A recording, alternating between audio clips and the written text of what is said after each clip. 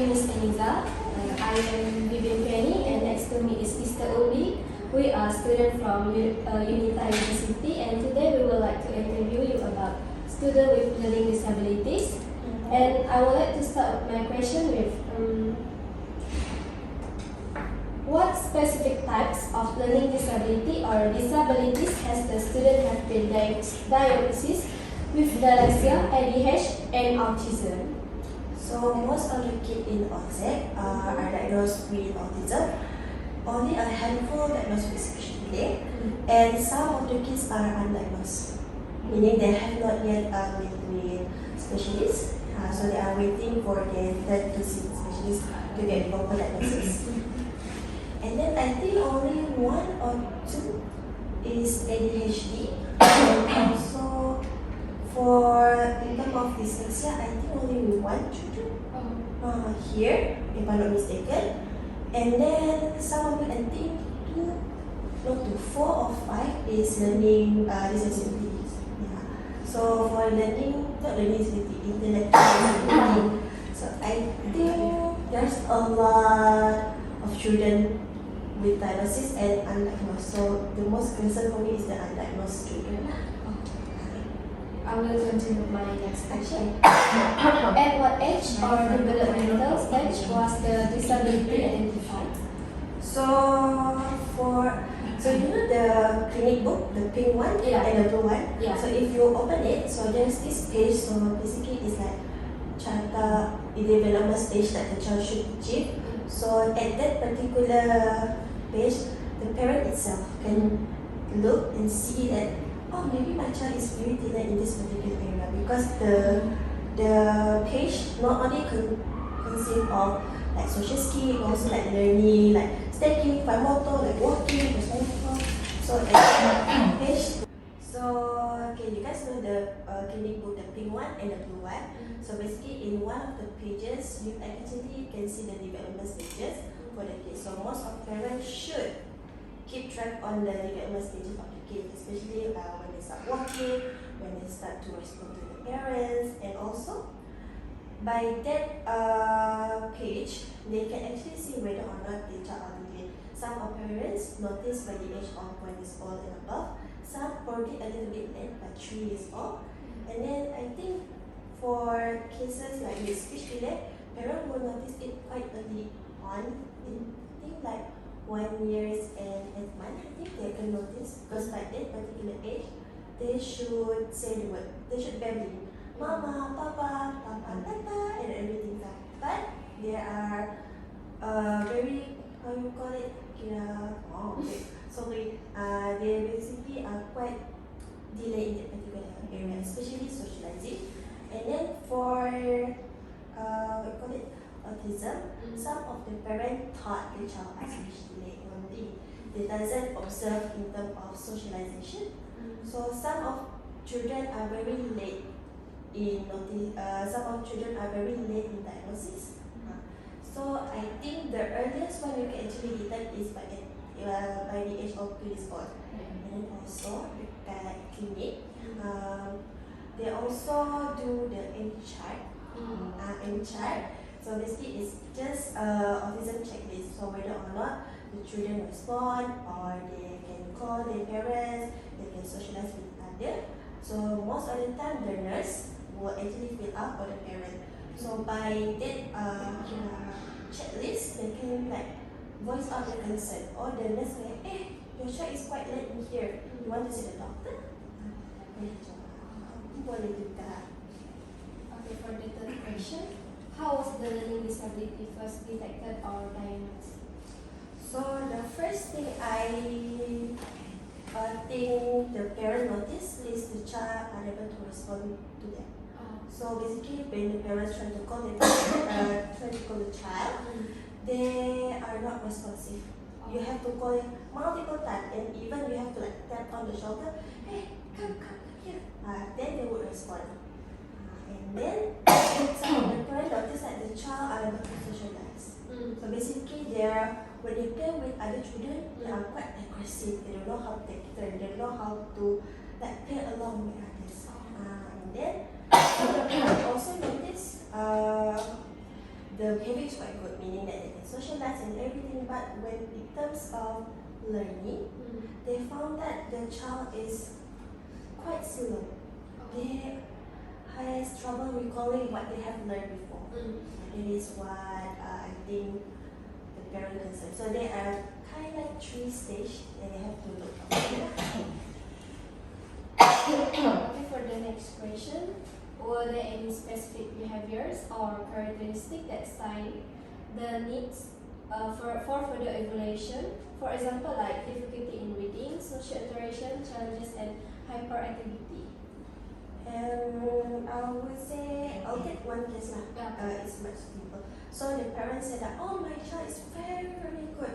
He knows ABC, he knows the numbers, he can sing along and everything. But when it comes to social interaction with a friend, the child tends to get aggressive. So that specific behavior, because by the age of 4, 5, 6, they should be able to mingle around together. Even though they don't like interact with each other when playing, they should be like, I'm okay, this is my space, this is your space. We can play together, we can play in the same area but not together. But they should have that, how do you call it, socialize. Basically like they know how to, basically playing Lego. So when one child want to play Lego and another child want to play along, they should not like push away each other. So that is one of the specific behavior we can look after. And also, like I said before, it's like in terms of academic, like knowing ABC, knowing the colors. The most simple thing is matching pictures. Simple pictures like an animal picture. Some of the kids, even though they know ABC and everything, of course, what? In terms of like matching, they doesn't know anything. It's really quite sad. Especially for the parents that, my child is quite genius, know everything. When in terms of socializing, or in terms of academic, like writing everything, they're quite slow. So the parent played an important role, right? Yes, yeah, of course they play because they are the first teachers for the children. Yeah. Okay, the next question. What role did the school or health professional play in the diagnosis? So I'm occupational therapist. So basically, we actually look at the sign and symptom of the child, especially those quite delayed in the development stages.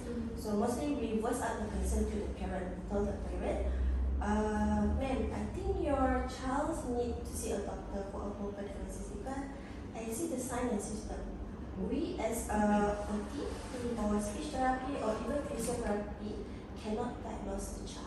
The only person who can diagnose the child is the doctor, especially a pediatrician doctor. They are the one, they are number one in terms of diagnosing. As other health professional, we can only voice out the concern. We can say, oh, I think this child needs further evaluation. I think this child needs more therapy or intervention. And then in terms of school, because somehow children, when they come to us, they behave quite good. They can listen to the teacher, they can play with others. When the times to go to school, they behave differently. So the parents can also voice out, not the parents, sorry. So the teacher can also voice out, hey, I think your child very distracted during the learning session. Quite play, running around when they time to study and everything. So the school can also voice out concern. Ultimately, basically the parents should be the one that know a lot more children's. Okay, the next question. What specific challenges did the student face in an inclusive classroom environment, adapting to teaching methods, social integration, academic performance? So in here, in OZEC, we usually use visual card. If you see the class, and they have a lot of cards, they have a lot of pictures. So that is how we communicate with the children. Because some of the children, when we verbally give instruction, they doesn't understand. Like we ask, okay, let's go eat. It's like, So we, what is eat? They don't know what is eat. So we start this card and say, okay, the card is time. So we take the card and give it to them. Okay, now it's time for get time. However, in school, it's quite hard for teachers to do like one-to-one teaching because in the classroom, if I'm not mistaken, there will be like 20 plus students and only one or two teachers inside the class. Yeah.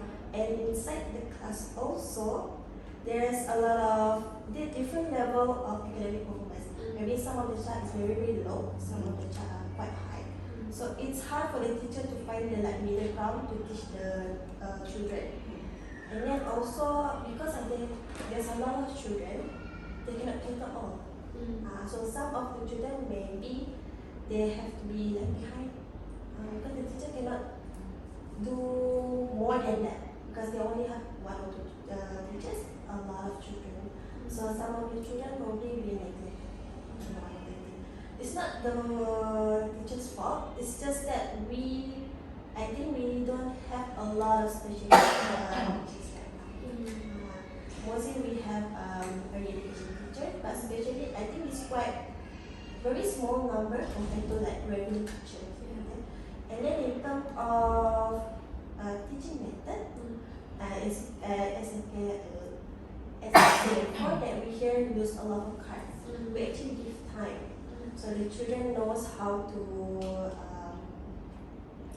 say the what they want. So in a school environment, when the children, I think you guys know what is X, right?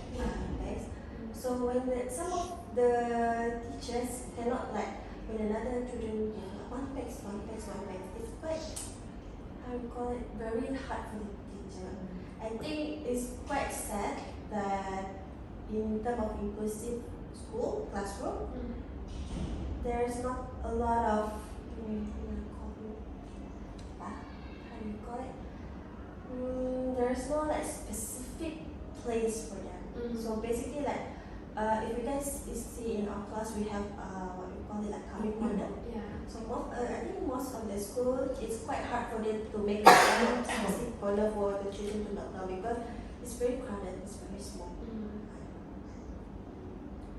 Answer the question. Did I answer the question or you need to elaborate more? No. The next question: how did the student manage or overcome these barriers with or without support? For me, most of the children overcome with support because without support it's quite hard, especially the support from the parents. The parents, the school, the teachers. Most probably the parents itself because without the support from the parents, as I said before, that parents is the first teacher. If the parents are in denial that the child needs help, it's quite difficult for them to adapt to the school later. And then I think I hear some cases of some of the parents, they notice that the child, they recently just noticed the child needs more help. So by the age of 7 years old, they're supposed to go to school. They take 1 year gap to prepare the children. Most of the children because the criteria for the school, I think it's better for the children is they know how to membaca, mengira, menulis. Some of the children by the age of 6 years old still unable to write, still unable to know the numbers. So by that particular age, the parents just like have kesalahan. My child need help because they know at school it's quite hard for the teacher to teach them. And also I think most common thing that I saw here is by the age of 6 years old there's some still wear diapers. Sometimes it's very difficult to get the parents' permission. Yeah. So some of the teachers I ask the parents, I want to teach the child to take off diapers and everything. Or the parents say, okay, it's okay. But unfortunately here, the teachers do with diapers. However, at home diapers all the way because they find it's very hassle to like toilet and everything. I think it's quite sad, especially for the kids that they know how to, but their environment doesn't help them at all. Okay, I would like to explain. So we move to the next question. So, what accommodation or modification were meant to help the students succeed, like individualist education plans, technology aids, extra time on assignment? So here in project we actually made PPAK. Basically, PPAK is pelan perkhidmatan individu dan keluarga. It's actually individualized education test for the parents. So it will be done in 6 months. So basically the teacher will look at the children and find out what the children, the level of academic of the children itself, or the level of their development age. So they'll make a report say that this is what the children can achieve, and this is the target I want the children to be achieved by the next 6 months. So this plan will be discussed with the parent itself, and the parent have to agree with the plan that the teacher made. And unfortunately, some of the objective are not being achieved during the 6 months. So some of the teacher will continue for the next 6 months. So basically, they will meet with the parents over 1 year, twice a year. Twice a year. So that the parents can not only depend on the teachers, they should do it at home also. Because all the objectives that have been listed out, the parent have to agree. Especially for the toilet. The parents call it. The parents can do the step that we did here. And then I think here we give time to the children to do their work. So even though we have they need to do their task in 10 minutes, but some of the children take more time. So we add on the time so that the children doesn't feel rushing to do it. So I don't want the children to know how to make but they don't understand what they are doing. So they need more time. So the teacher will give more time for them. And also in terms of some of the teachers also did a little bit of tutoring. So some of the parents actually say, oh, teacher at school, my son has this homework, he's staying, but the teacher at school said that he doesn't know how to do it. So the teacher here, one of the teacher make almost the same question and ask the children to do it and make it more fun so that the children know how to do it. So when it comes here, they do the work, they know how to do it. Okay. Next question. What strategies or interventions have been implemented by teacher or parents to support the student learning, like differentiated instruction, tutoring, behavior management training? So most of the time, since children they have their own meltdown syndrome, we tell the parents that this is how we handle the kids here. Because some of the kids in here they doesn't have meltdown, doesn't have tantrum a lot compared to home. So we ask the parent like this. So in here we have this specific corner, they call it calming corner. So maybe at home we can also do a little bit small corner at the end of the room, put like a blanket, put a little music, make it very very calming. You can put a little bit lights, fairy lights, and make it the corner for the kids when they have emotion. Go over there. You can also do that. Or in terms of some of the parents, one of our graduates, actually the parents, because the child, when the child have a really big emotion, the child tend to get really restless. The child will run around and everything. So the teachers found out that the child likes to go into a swing. So the teacher told to the parent, so the parent did swing also at home. So there is a picture that the child is sitting on the swing very happy. So there is the most, a good parents that know how to handle the child. And also we also say the parent, because some of the parents when their child get tantrum, crying out a lot, screaming everything, most of the time they will give handphone. So we told the parent, because here we don't give handphone. So what we do, we distract the children. We give what they want. So some of the children they interest in dinosaur. We try to give dinosaur. Try to give other choices than handphone. So we tell the parent if they can do it, so probably the meltdown will be a little bit lower. And then some of the children also like to keep others, meaning when they tantrum like to keep others. So most of the time we told the parent some of the behavior of the tantrum of meltdown is because they want attention. So we told the parents, sometimes we just ignore. Because when we respond to the tantrum of meltdown, not meltdown, I'm sorry, tantrum, it's because they want attention. So when we like doesn't pay attention to them, they just like, why you're not looking at me? And here I'm screaming out loud. So that will be take time. And then what do you call it? I think eating. But I like to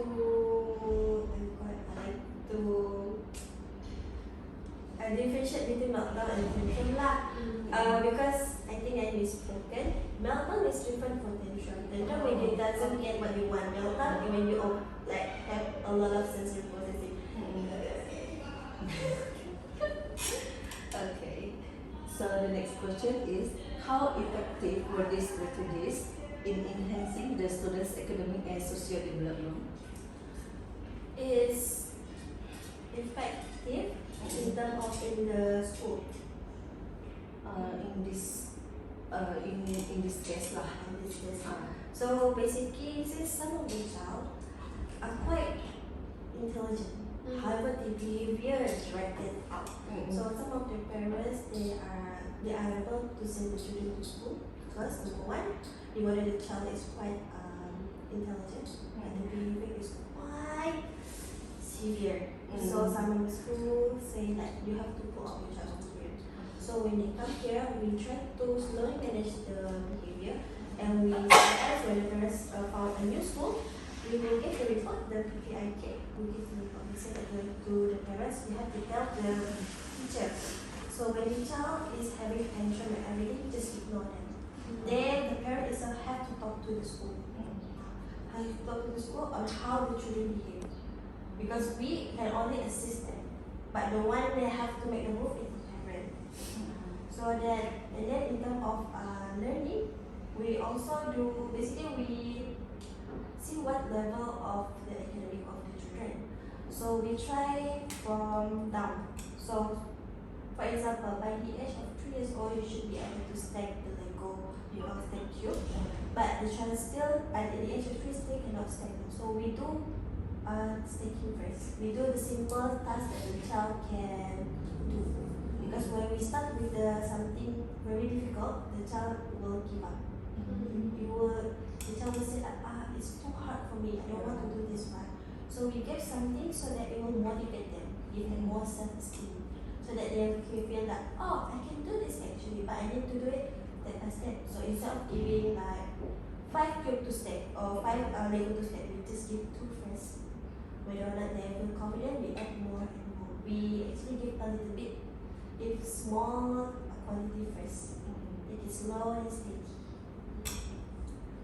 Okay, were any external resources utilized, like special education service, therapy, support, or groups? So in here, we have one therapist for each level. So basically, when the teachers have like question about how to handle the children, they will ask me and Auntie. And also, some of the parents, I told them that they should not just depend here. They should go out. So we tell the parents you can go to the clinic or hospital, ask to be referred to have OT or speech therapy. And then we also have this one group for the parents only. So the parents actually give info. Some of the parents give info. This school is good for the special children. This school is catered towards special children.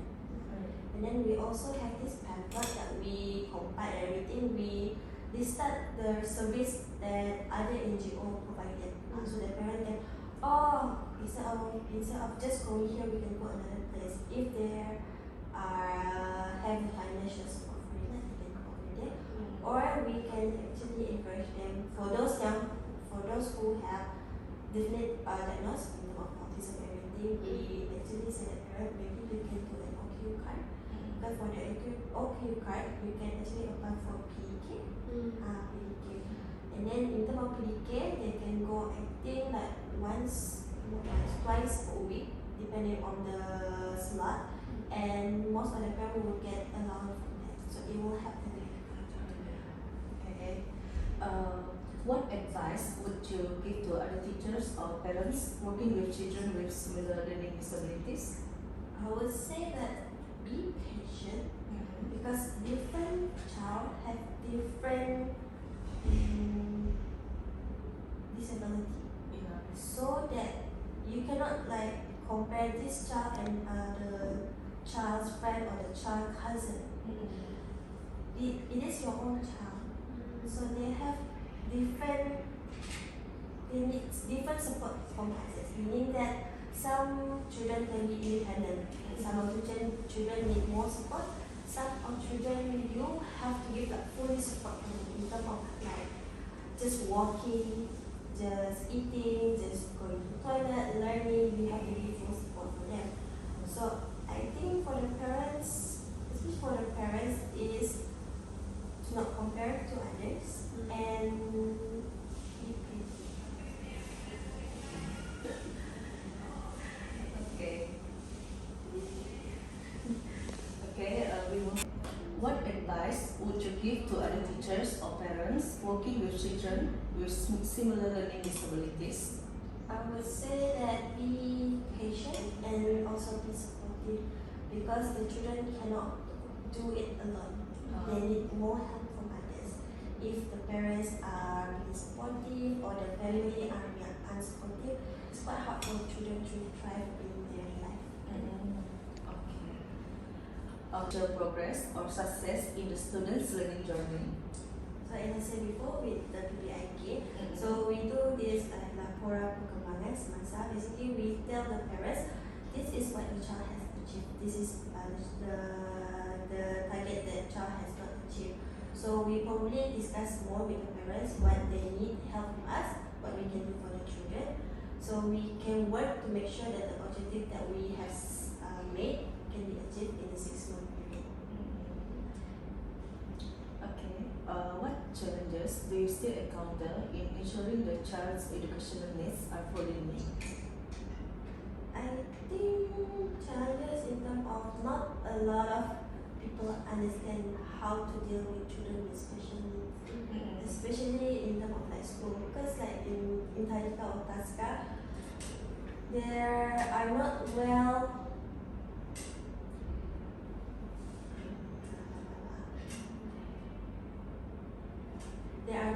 enough to know how the children are behaving. They just assume, oh, this is because the children are quite lazy, or this is children, it's quite normal lah, children like running around and everything, doing this for everything. It's quite hard for us to like say, I think the child really needs support. I think the child, you should not just let it go. Because I heard some cases that parents say, I think at school the teacher doesn't teach my son because my son is quite being distracted to the class. They always put it into the corner and everything. Just let the child just play a whole day, learning everything. I think it's like quite sad, but it's not the fault of the teachers. It's just that they are not knowledgeable enough to know how to handle the children. Okay, last question. How do you work collaboratively with the school, therapists, or other professionals to support the students' development? So we do is like a seminar. So we invite all the professional. The last seminar we did, we asked the GPM, Jabatan President, to tell the importance of the card, and also this one teacher, she is an OT, but she was in school in 3 decades on a pendidikan khas. So Cikgu Dayang will explain how the system in the school.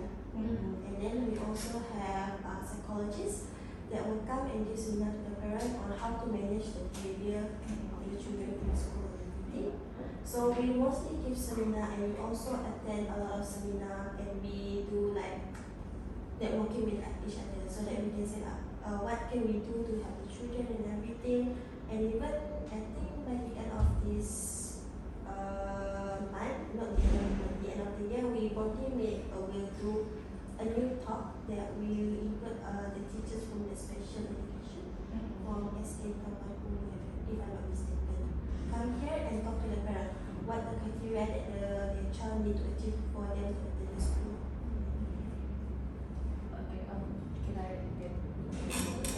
the seminar and the talk? Is it once in a year or twice? Depending, sometimes we do twice a year, or sometimes we do once a year. Because we do another seminar for them. We don't different just- seminar. different seminar. But the main goal is for the parents to have more awareness and more knowledge in terms of how the child is, and so that they know where to send the child to go to school. Because some of the parents say, I don't know where to send my children. By the 7, especially the 6 years old, for the 7 years old, they don't know where to send their children, because they only know like a handful of places, but most of the places are quite full. So they need our help. So we do a seminar, or we privately talk to them. This is a school that accept children with special needs. You can ask them first how the procedure and everything. Okay, so this is all from us.